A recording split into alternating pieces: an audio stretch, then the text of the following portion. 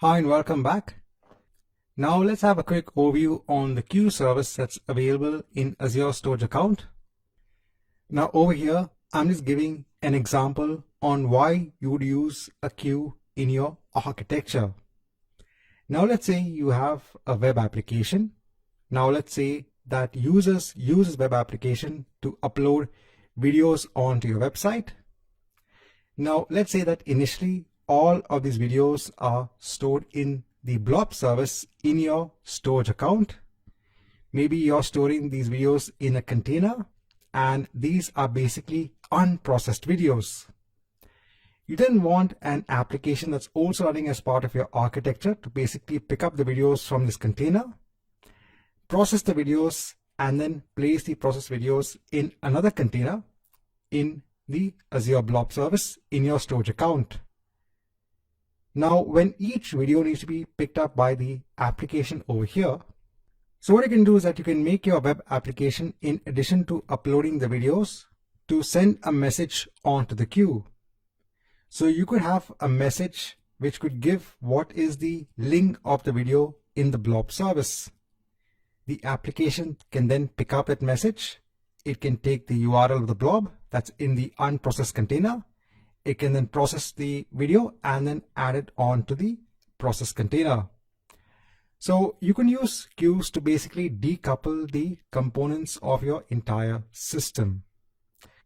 Now let's go on to Azure and see how easy it is to just post a message onto a queue. So in Azure, here I am on our storage account. Now here, if I go on to the queue service, the first thing I can do is to create a new queue. Here I can give a name for the queue and I can hit on OK.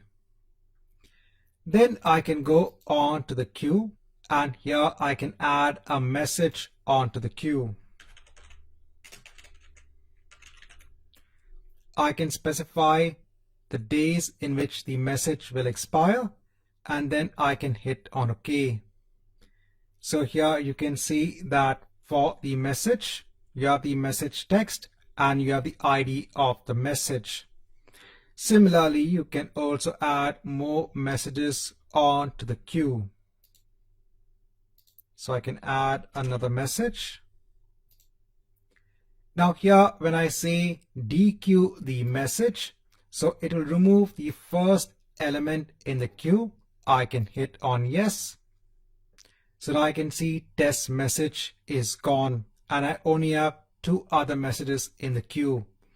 And then if you want to clear the entire queue of messages, all the messages will be gone. Now, normally when it comes to working with the queue service, you'll normally use programs that will be in place to send messages onto the queue and programs to receive messages from the queue. When you go for your AZ-204 exam, which is based on development for Azure services, at that point in time, you'll actually learn a lot when it comes to development when working with queue services on the Azure platform. So in this chapter, just want to give an idea on the working of the queue service.